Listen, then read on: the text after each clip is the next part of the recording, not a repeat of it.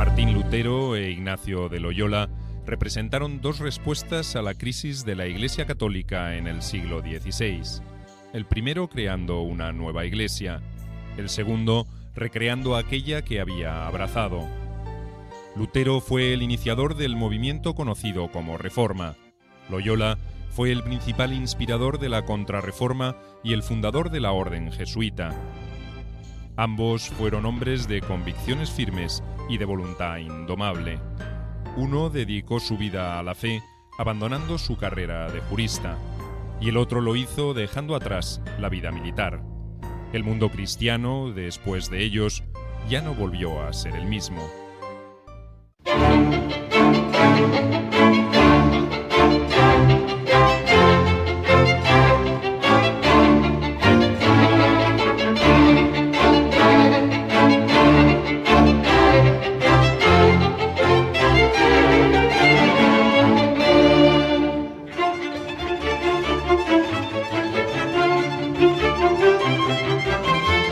Martín Lutero e Ignacio de Loyola.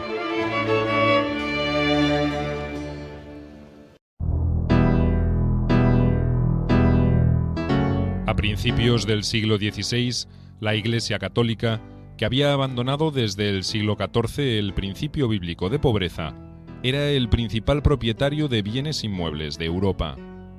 Su jerarquía se había ido distanciando de los fieles y había caído en una profunda corrupción.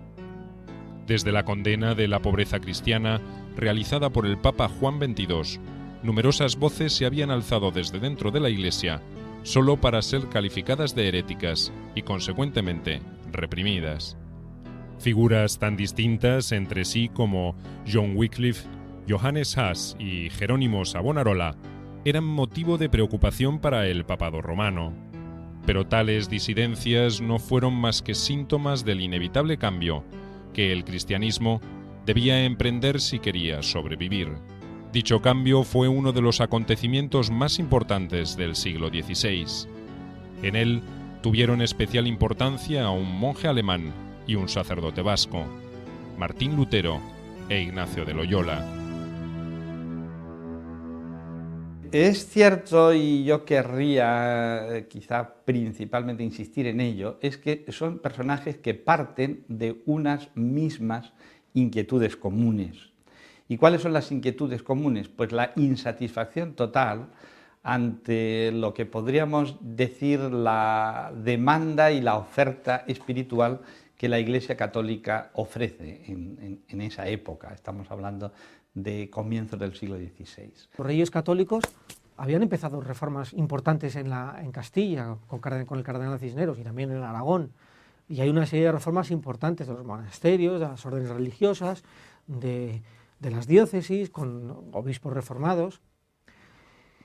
Y desde 1517 hasta que se consigue una reforma con el Concilio de Trento, cuando se convoca el Concilio de Trento, pues claro, hay un periodo de tensión, de incomprensiones, no se sabe muy bien qué es lo que pasa, que es cuando Martín Lutero, pues digamos que la Iglesia hay que reformarla, ¿no? Pero no es el único, o sea, hay otros que también intentan reformarlo, como Juan Hus, o es famoso el caso de Wycliffe, y otros que, bueno, que estaban en un paso. El propio Savonarola, era un famosísimo, ¿no?, el predicador dominico, ¿no? Savonarola, pues estuvo en un tras de ser hereje o ser santo. Ahora está en un proceso de incoación de su proceso de beatificación, porque realmente no era hereje. Lo mismo pasa con Martín Lutero, podía ser un hereje o podía ser un santo. Martin Luther nació en el pueblo de Eisleben, ubicado en el condado de Mansfield, el 10 de noviembre de 1483.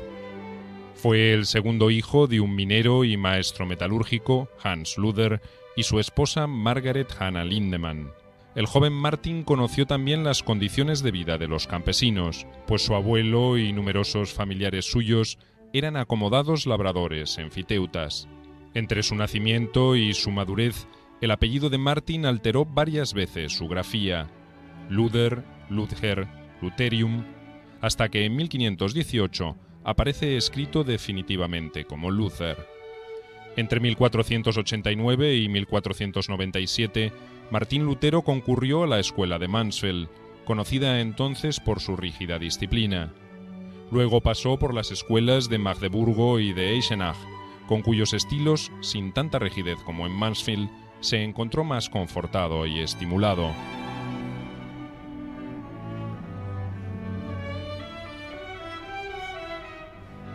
Entretanto, el 24 de diciembre de 1491, nació en Loyola, entre las villas de Azpeitia y Azcoitia, en la provincia vasca de Guipúzcoa, el 13º hijo de Beltrán Ibáñez de Oñaz, señor de Loyola, y su esposa Marina Sánchez de Licona. El recién nacido fue bautizado como Íñigo, aunque años después cambiaría su nombre a Ignatius o Ignacio.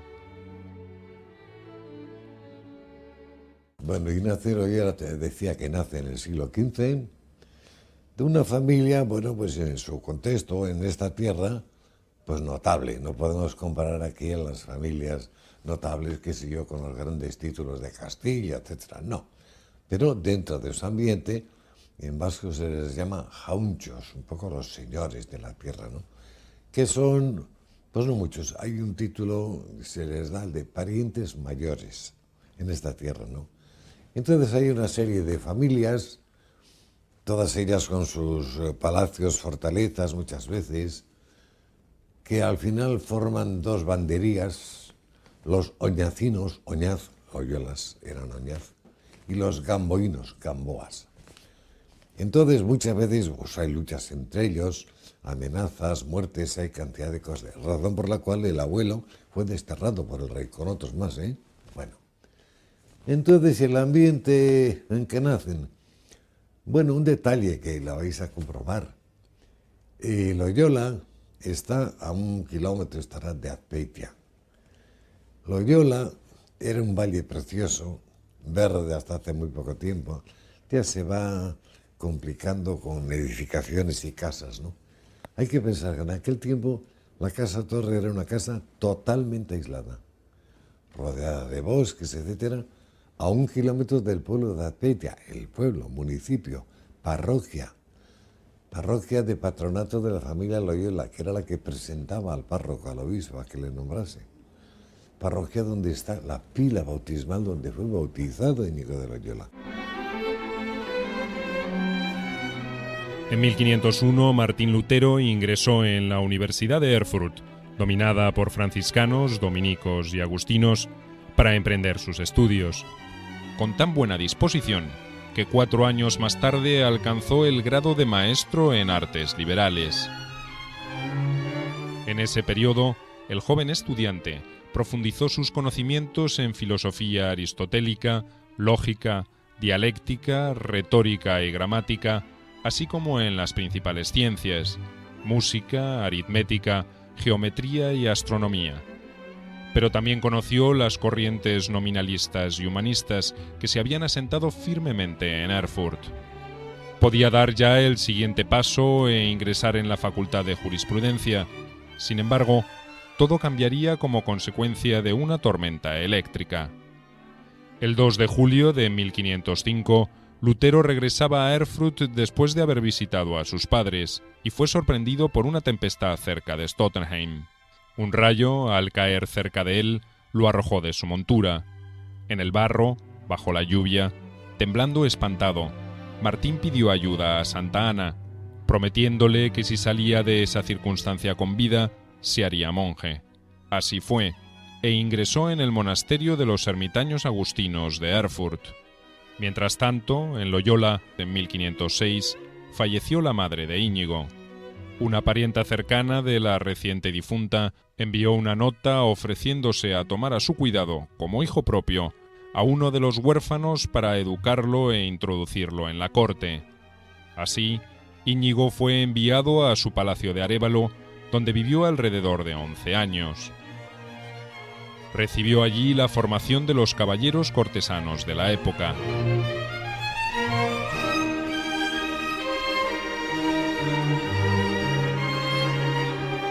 Aprendiendo gramática, música, poesía y, sobre todo, familiarizándose con el uso de las armas y con un estilo de vida cortesano.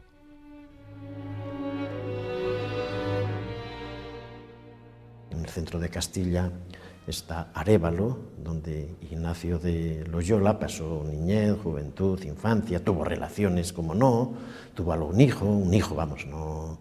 O sea, que tuvo unas experiencias bélicas.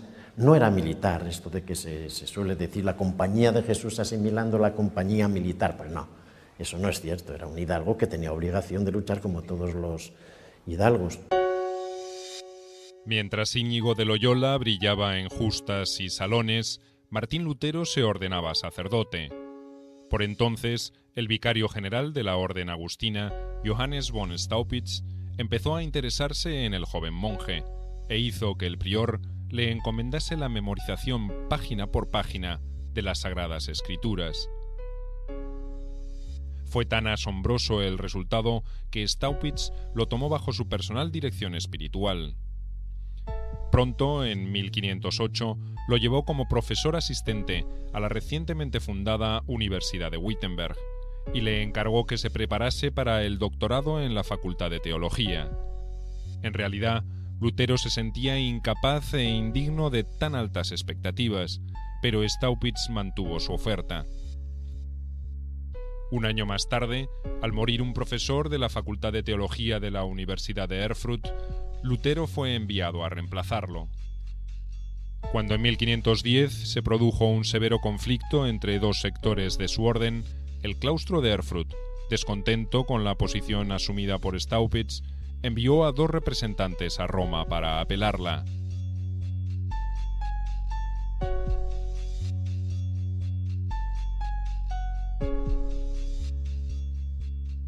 Uno de ellos era Martín Lutero.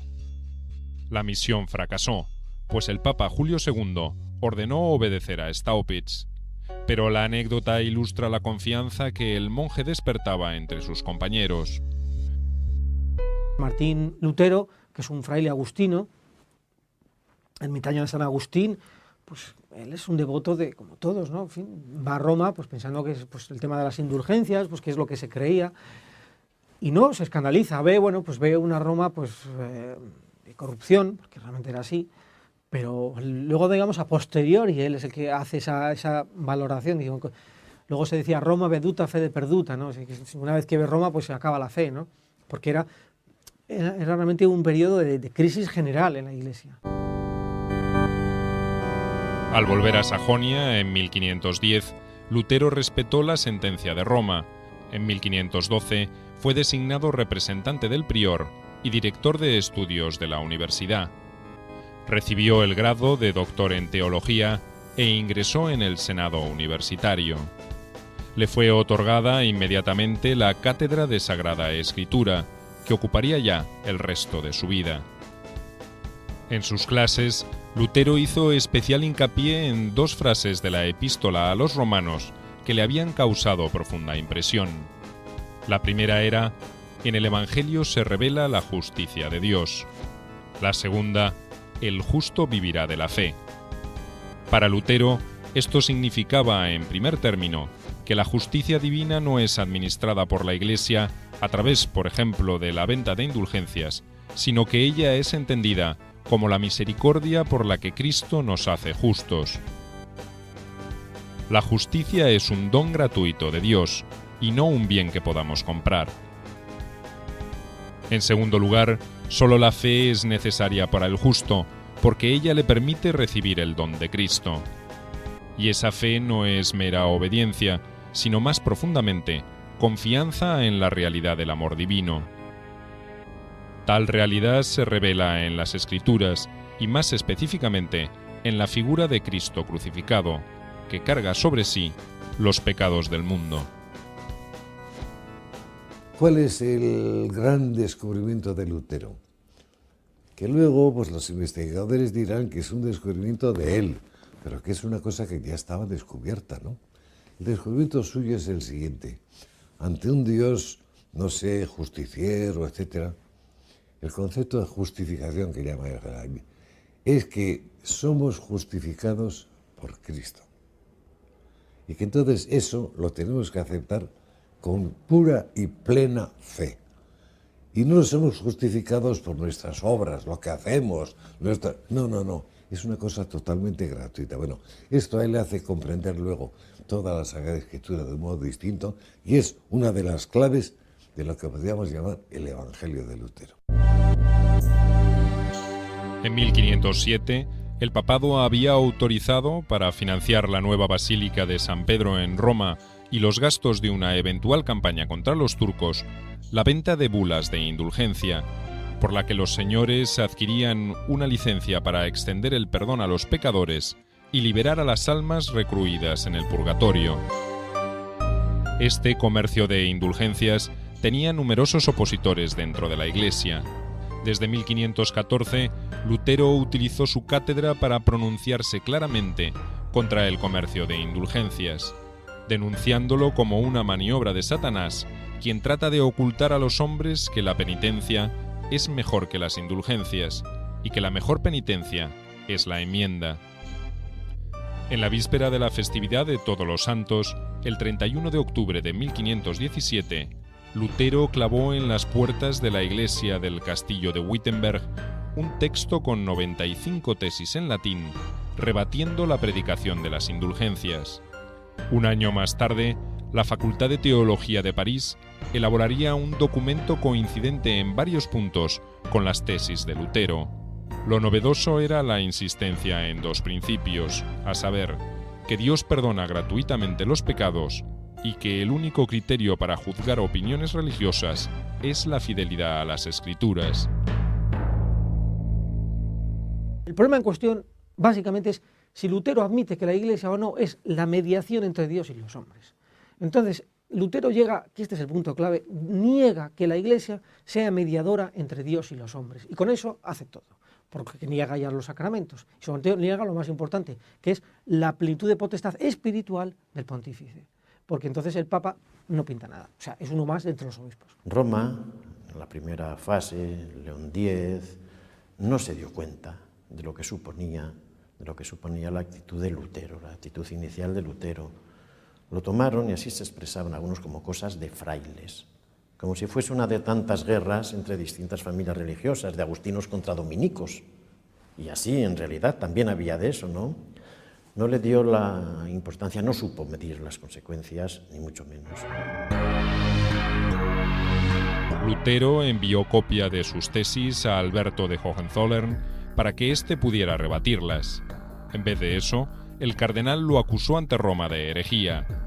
En la corte papal, el teólogo Silvestre Mazzolini de Prierias concluyó que las 95 tesis eran heréticas en solo 3 días. Para Prierias, el Papa era la suprema autoridad de la Iglesia, y de él dependía incluso la autoridad de la Sagrada Escritura. Lutero contestó rechazando los argumentos de Prierias como contrarios a la doctrina de la Iglesia, que emana de los Santos Padres, en especial de San Agustín, y del derecho canónico. Lutero fue citado a Roma para defender sus tesis, pero a la vez se decidió su detención y se cursó orden al legado papal en Augsburgo para apresar al hereje si éste se negara a retractarse. Sin embargo, 2 hechos impidieron que estas indicaciones pudieran cumplirse. Por un lado, la protección que el príncipe elector de Sajonia otorgó inmediatamente a Lutero por motivos políticos. Por otro, el avance de los turcos, que ese año invadieron Egipto y acosaron Hungría.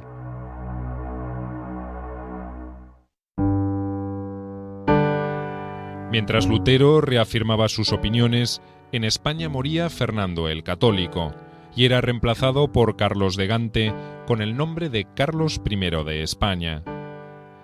El cambio significó la caída en desgracia de don Juan Velázquez de Cuéllar, en cuya casa vivía Íñigo de Loyola, quien pasó entonces al servicio de don Antonio Manrique de Lara, duque de Nájera y virrey de Navarra.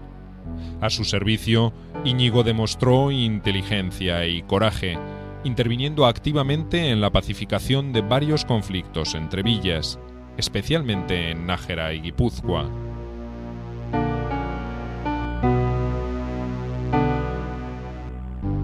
En 1519, Lutero protagonizó en Leipzig una disputa contra Johannes Eck. En ella, Lutero no solo puso en duda la autoridad infalible del Papa, sino también la de los concilios. Para él, solo el Evangelio era indudable, y si el Papa y la Iglesia romana pretendían estar por encima de la palabra de Dios, entonces eran una manifestación del Anticristo. Las universidades de Colonia y Lovaina condenaron esa posición teológica, respaldando las argumentaciones de Eck. La radicalización de las expresiones del catedrático de Wittenberg hizo que el Papa le enviara una bula amenazándolo con la excomunión. Lutero la quemó públicamente el 10 de diciembre de 1519. En consecuencia, León X lo excomulgó formalmente. Al mismo tiempo, Roma presionó al nuevo emperador alemán para que tomara cartas en el asunto. Carlos era ya rey de España y subió al trono germano con el nombre de Carlos V. Eliminar disidencias que perjudicaran la gobernabilidad de su imperio era prioritario para el monarca. Abril del 21. Carlos V está en Alemania. Carlos V cita a Lutero para que comparezca ante la Dieta de los príncipes alemanes. Le dio garantía de que volvería, de que no sería atrapado. Entonces Lutero comparece, le incitan a acatar las decisiones de Roma, él se lo piensa durante 2 días y dice, no puedo, en conciencia no puedo. Es un gesto ya, digamos, de rebeldía máxima ante la autoridad política. Entonces Carlos V, cumpliendo su palabra, le deja marchar. Cuando va de viaje, no se sabe por dónde, se simula un secuestro. Desaparece de la circulación, nadie sabe dónde está Lutero y está refugiado en el castillo de Wartburg, mes de mayo del 21. Al comparecer ante la Dieta Imperial de Worms en abril de 1521, Lutero pronunció aquellas célebres palabras: «No puedo ni quiero retractarme de nada, puesto que no es prudente ni recto obrar contra la conciencia». El pequeño fraile osaba poner su conciencia por encima de la Iglesia y del imperio. Carlos V dejó partir a Lutero, respetando el salvoconducto que le había dado para la audiencia. No obstante, su vida corría peligro. El elector de Sajonia, Federico el Prudente, lo hizo secuestrar para su seguridad y lo llevó al castillo de Wartburg, donde, ingresado con nombre falso, permanecería varios meses. En ese tiempo, sus escritos circularon vivamente por todo el territorio alemán, en especial 3 textos que había redactado en 1520, a la nobleza cristiana de la nación alemana, la cautividad en Babilonia y la libertad del cristiano. Muchos humanistas, como Erasmo de Rotterdam y Tomás Moro, entre otros, que hasta entonces veían con atenta curiosidad y simpatía al profesor de teología de Wittenberg, se separaron de él espantados. Mientras tanto, Íñigo seguía sirviendo al duque de Nájera. Navarra había sido conquistada en 1512 por el ejército castellano, y desde entonces algunos señores navarros habían intentado sublevarse para recuperar la autonomía. En 1521 recibieron el apoyo del rey de Francia, Francisco I. Íñigo se encontraba en Pamplona cuando llegaron las tropas franco-navarras e intentó resistir con sus soldados en el castillo de la ciudad. En el combate, el 20 de mayo de 1521, fue alcanzado por una bala de cañón que le rompió una pierna y le hirió severamente la otra. Tras la caída del castillo, los vencedores le practicaron las primeras curas y lo enviaron a su casa de Loyola.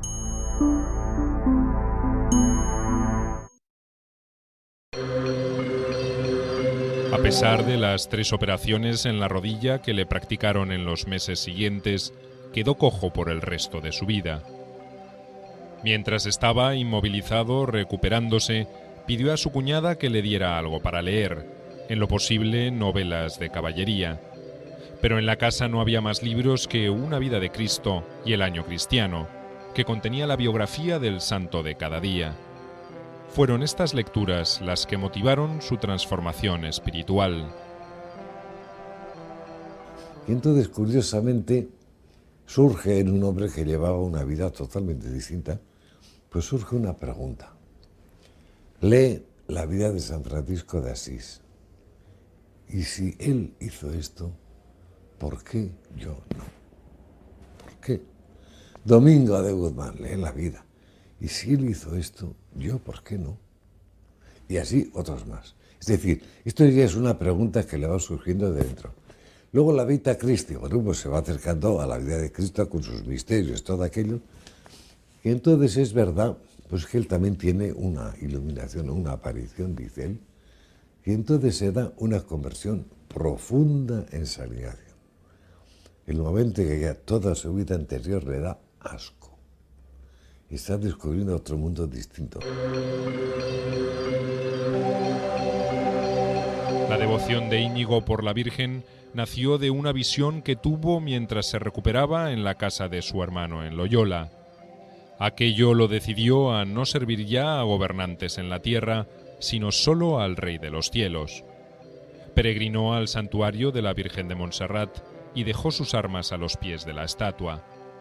Se consagró a ella, hizo confesión general de su vida y cambió sus lujosos ropajes por los harapos de un pordiosero, dispuesto a hacer penitencia por sus pecados.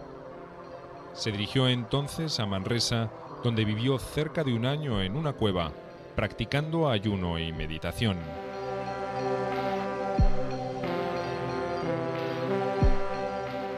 Esta vida lo lleva a una segunda conversión. Si en la primera renunció a todo, en la segunda descubrió que el mundo, en tanto obra de Dios, no era malo. Comprendió entonces que Dios estaba en el corazón del hombre y en todas las cosas. En este periodo redactó, a partir de su propia experiencia, las primeras anotaciones de sus famosos ejercicios espirituales, que publicaría en 1548. En Manresa, ¿sabes cómo le llama la gente? L'homme del sac, el hombre del saco. ¿Por qué? Porque era como un mendigo vestido con un ropón y con un saco al hombro, donde echaba los mendrugos de pan que le daban. Es decir, es un mendigo. Nadie sabe cómo se llama, de dónde viene, dónde ha nacido nadie. La gente sospecha que este no es lo que parece. No es lo que parece. ¿Qué es lo que parece? Pues un mendigo, un desgraciado, ¿no? Hay una mujer de Cataluña, de Barcelona, fíjate qué bonito, que cuando va pidiendo limosna, llega a su casa, se fija en las manos y dice, esas manos no son de lo que tú aparentas. Claro, pues hay unas manos bonitas, cuidadas, era un caballero. La mujer se da cuenta. Bueno, pues el hombre pierde nombre y apellido, y es el mendigo y el hombre del saco. En 1523, Íñigo decidió visitar Jerusalén. Peregrinó hasta Roma para pedir la bendición del Papa y desde allí viajó a Venecia. Llegó a Tierra Santa en el mes de septiembre. Una vez allí, consideró quedarse a vivir en Jerusalén como un mendigo. Sin embargo, se vio envuelto en un episodio violento como consecuencia de su carácter impulsivo al atacar a alguien que hablaba mal del cristianismo. Por aquello, las autoridades no le renovaron el permiso de permanencia y tuvo que volver a Europa. Decidió entonces dedicarse al servicio y cuidado de las almas de sus prójimos. Dentro del propio catolicismo emerge una alternativa que no es el pesimismo antropológico de Lutero, sino que al contrario parte de un optimismo vitalista, un optimismo muy militar por otra parte, muy adquirido en la épica heroica de los campos de batalla de la que procedía en definitiva Ignacio de Loyola. Y esa reforma católica no es otra cosa que la creencia justamente en el voluntarismo, es la apuesta por el voluntarismo humano. Y la apuesta por el voluntarismo humano implica no la justificación solo por la fe, no depositar todo en la fe y la esperanza en la salvación del Dios que a la postre se pueda compadecer de ese misérrimo hombre, sino que la apuesta está en las capacidades del propio hombre para hacer méritos. Mientras Lutero estuvo escondido en el castillo de Wartburg, no permaneció ocioso.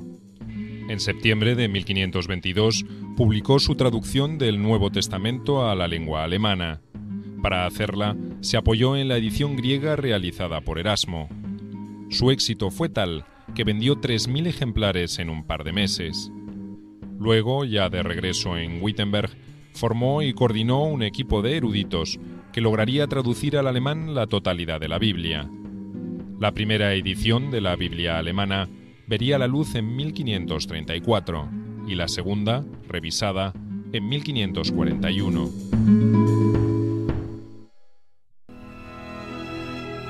En ese tiempo había llegado al papado Adriano VI, quien, reconociendo las culpas de Roma, había propuesto un programa de renovación de la Iglesia.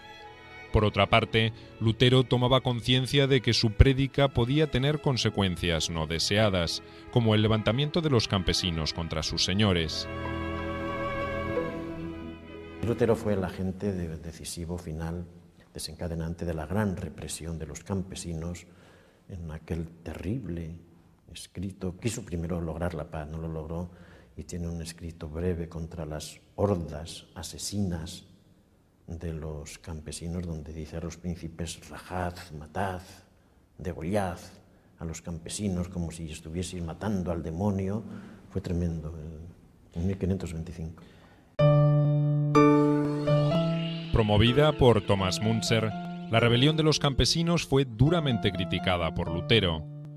Entre 1523 y 1525 escribió Carta a los príncipes de Sajonia contra el espíritu levantisco, Exhortación a la paz sobre los 12 artículos del campesinado y más sobre las bandas de campesinos salteadores y asesinos.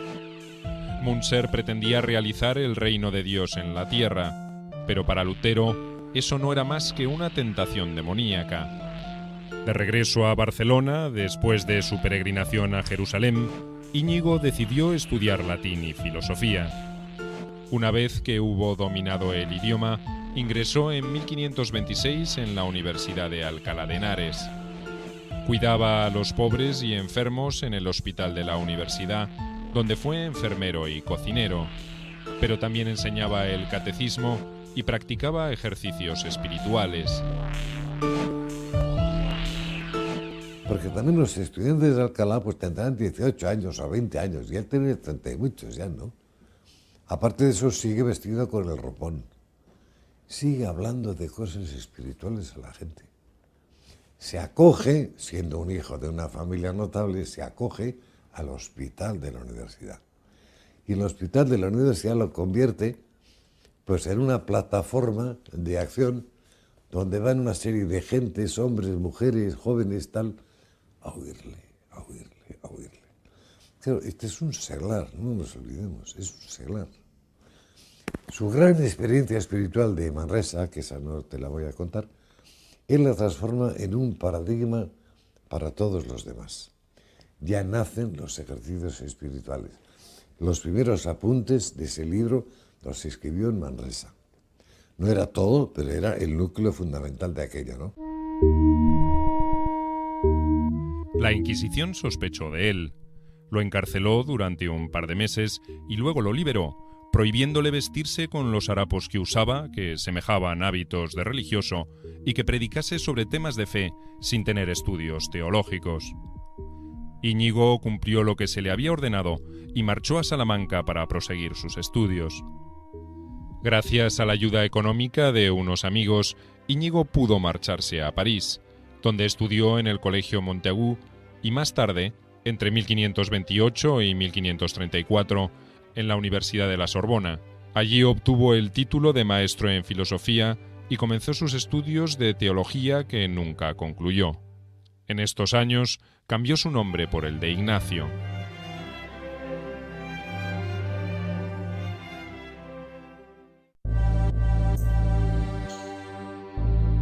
En 1524, mientras Ignacio de Loyola estudiaba latín, y Clemente VII ocupaba la silla de San Pedro en Roma, Lutero decidió colgar formalmente los hábitos. Ese mismo año, el príncipe Felipe de Hesse se adhirió a la reforma evangélica, con lo que los territorios que no reconocían el liderazgo espiritual de Roma crecieron significativamente, ampliándose todavía más cuando al año siguiente, a la muerte de Federico el Prudente, su sucesor en el electorado de Sajonia, Juan el Constante, mantuvo la fidelidad a la guía espiritual de Lutero. Mientras tanto, Erasmo de Róterdam publicó el Tratado sobre el libre arbitrio, al que Lutero respondió con su De Servo Arbitrio, ciertamente una de sus obras más importantes. Cuando Erasmo tiene que romper con Lutero, porque se ve forzado a romper con Lutero por 1525, un año crítico en la vida de Lutero, escribe sobre el libre albedrío, la libertad, o sea, la traducción en nuestro tiempo, la libertad humana, en este encuentro con la gracia. Dios no la aniquila, ni mucho menos, y la achaca a Lutero de forma muy dura, que ha quitado la libertad humana, que la ha hecho perecer con ese sistema de la gracia, nos salva sin que nosotros hagamos nada, ni mucho menos. Lutero no decía que no hiciésemos cosas buenas, todo lo contrario, vamos, no faltaría más que no se hiciesen cosas buenas. Y le contesta Lutero en su respuesta del siervo albedrío, del albedrío de la libertad esclava, diciéndole a Erasmo: has dado realmente en el nudo de la cuestión, es decir, has agarrado el ganso por el pescuezo, que es lo que dice él en su alemán, dice, porque es el de la libertad. Dice, nosotros somos como jinetes en caballos, no vamos donde nos lleva el caballo. Efectivamente, ese fue uno de los puntos fundamentalísimos para la posición, la ruptura teológica de Lutero. Para escándalo de Roma, Lutero contrajo matrimonio con una exmonja de clausura, Catarina von Bora, el 13 de junio de 1525. La pareja tuvo 3 hijos y 3 hijas, aunque 2 de ellas murieron muy jóvenes. La única hija superviviente contrajo matrimonio con un joven de una familia noble de Brandeburgo. Fue un padre ejemplar, fue un marido enamorado de Catalina Bora, y entonces el enamoramiento no era... Hay que desmitificar mucho las relaciones matrimoniales de entonces, las ternuras y demás. En un matrimonio no se hacían por amor, se hacían por otros motivos. Lutero, sin embargo, quiere a sus hijos, le muere una hija y tiene una carta preciosa llena de ternura. En 1529, la Dieta Imperial reunida en Espira decidió poner fin a la reforma emprendida por Lutero y continuada por otras figuras del norte de Europa. En abril de ese año, los delegados de los territorios reformados formularon una protesta contra esa medida. Aunque no tuvieron éxito, aquella acción sirvió para acuñar el término con que la historia los denominaría desde entonces: los protestantes. Hay unas luchas entre protestantes y católicos que no se terminan de resolver y entramos en las guerras de religión. Pero aquí la clave está en que los protestantes alemanes, los príncipes alemanes, ven una oportunidad de oro a través del protestantismo para consolidar su poder. Entonces, los príncipes, los obispos, por ejemplo, que eran señores temporales, dicen, pues yo, ¿para qué voy a obedecer al Papa? Pues si me convierto en señor temporal, entonces renuncian a la obediencia al pontífice y se quedan con los bienes de la Iglesia. Y como se casan y tienen hijos, digamos que va pasando a la... Es hereditario. Y entonces nos convertimos, se convirtieron el problema protestante es un problema de autoridad, ¿no? Es decir, bueno, ¿quién está en quién? Entonces hay una lucha. Realmente el problema de fondo, yo creo que se reduce básicamente a la obediencia. ¿Tú a quién quieres obedecer? ¿A un señor temporal o al Papa? Entonces uno dice, bueno, pues yo obedezco a mi príncipe, y otro dice, no, pues yo obedezco a mi príncipe que es católico, pero que admito también al pontífice, ¿no? Felipe de Hesse, que ya había suscrito un convenio defensivo con Sajonia, intentó crear contra Carlos V una liga que uniera a los principados alemanes y que incluyera a la Suiza volcada al evangelismo. La unidad fracasó por diferencias insalvables en el tema de la misa. Solo meses más tarde, cuando Martín Brucero de Estrasburgo se aproximó a la posición de Lutero, fue posible constituir la liga propuesta por Felipe de Hesse, aunque sin los suizos, y que sería conocida como la Liga de Esmalcalda. Todo parecía indicar un choque inminente entre el emperador y los principados, pero un nuevo avance de los turcos obligó a Carlos V a firmar en 1532 la paz de Nuremberg, por la que el imperio concedía una paz religiosa provisional y recibía a cambio la necesaria ayuda contra los turcos. En los años siguientes, la Liga de Esmalcalda fue fortaleciéndose. Los años que van desde 1534 hasta 1546 fueron fértiles y satisfactorios para Lutero. Publicó su traducción completa de la Biblia al alemán y poco después, la segunda edición corregida. Fue designado decano de la Facultad de Teología de Wittenberg. Fue convocado por los príncipes reformadores para dar su consejo en repetidas ocasiones. Y además, redactó varios escritos importantes, entre ellos contra el papado de Roma, instituido por el diablo, sobre la persona humana, sobre la justificación y sobre los concilios y las iglesias.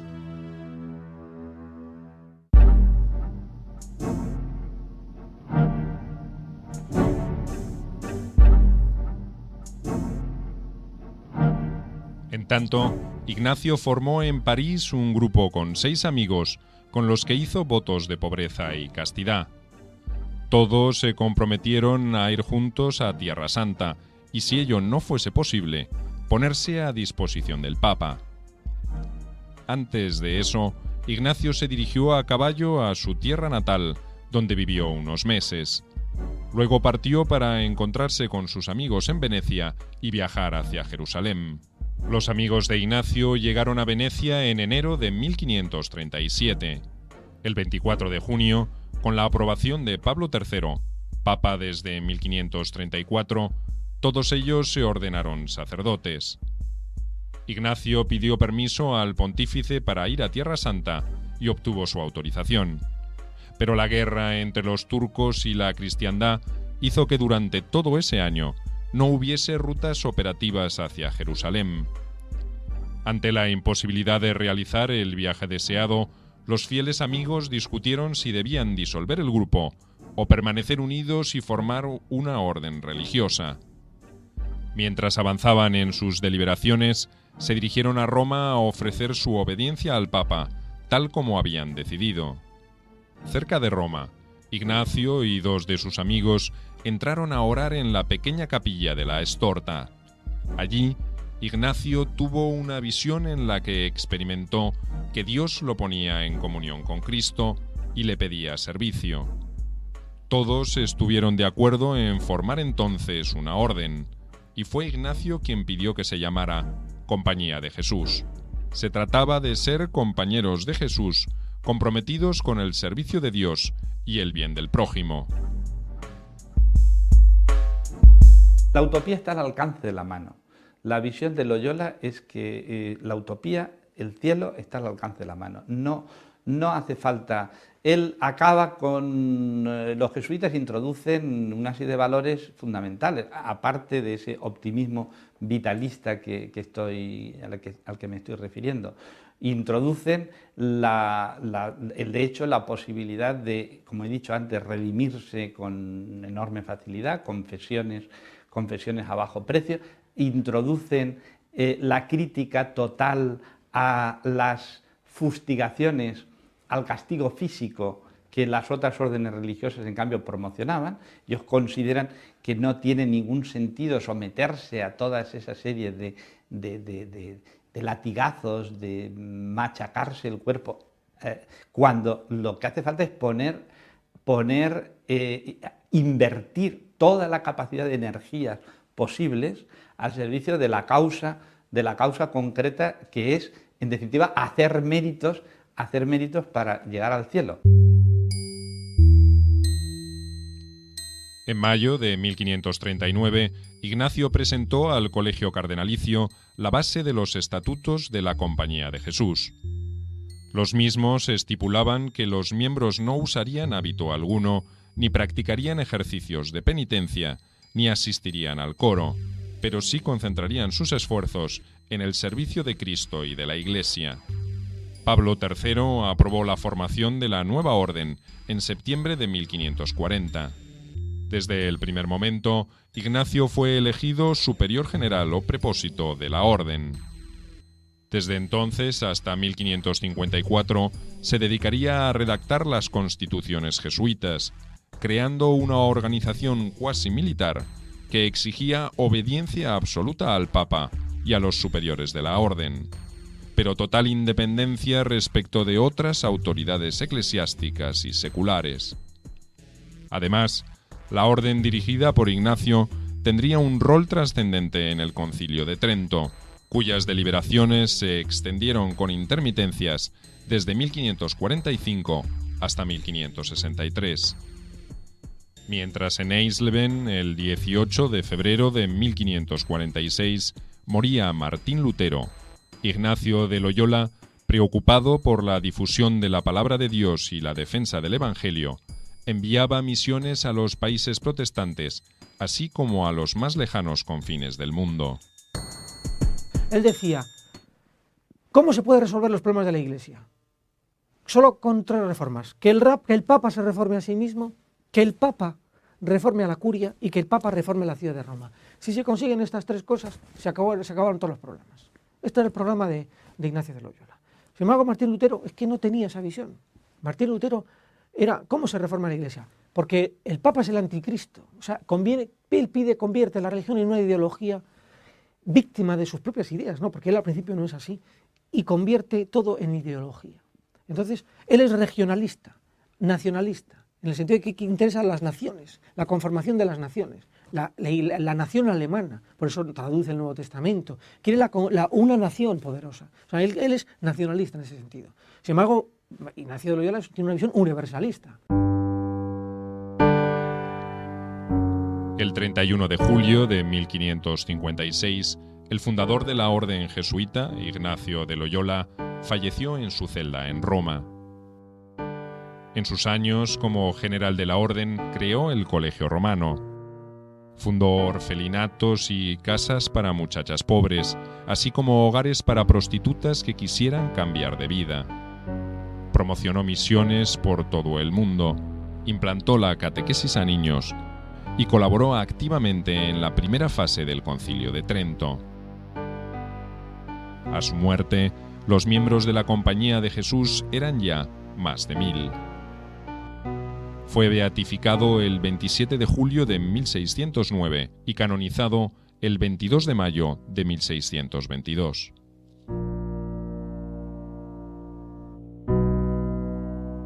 Fue un montanar inagotable de escritos estupendos, escritos devorados, que se esperaban, que se consumían, sino sobre todo por lo que les escribieron y más aún por sus cartas.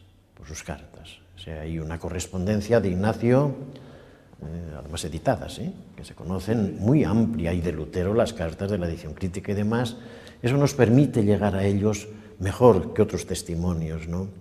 Da la sensación, por eso tiene uno la obligación de decir eso, que es con sensaciones con lo que se está uno conduciendo, de lo que se está uno dejando guiar, de que Ignacio de Loyola era más, si se me permite decir, más racional, tomándolo ya en su época de madurez, después de 1533, después de París, después ya cuando se va creando el grupo, con el grupo La Sociedad de Jesús, la compañía de Jesús, que era más racional, Lutero mucho más explosivo, mucho más espontáneo, más vehemente, efectivamente. Ni Martín Lutero ni Ignacio de Loyola estaban dirigidos desde su juventud para el destino que les tocó cumplir. Uno iba a ser jurista y el otro un caballero noble. Ambos encontraron su vocación casi a pesar de sí mismos. Ambos vivieron la religión a partir de su propia experiencia, pero a la vez tuvieron grandes diferencias. Para Lutero, solo la fe era necesaria para la salvación, mientras que para Ignacio también se requerían los méritos. Uno fue fundador e impulsor de la Reforma, y el otro se convirtió en el guía espiritual de la Contrarreforma. Lo cierto es que después de ellos, el cristianismo y Europa toda no volvieron a ser ya lo que habían sido.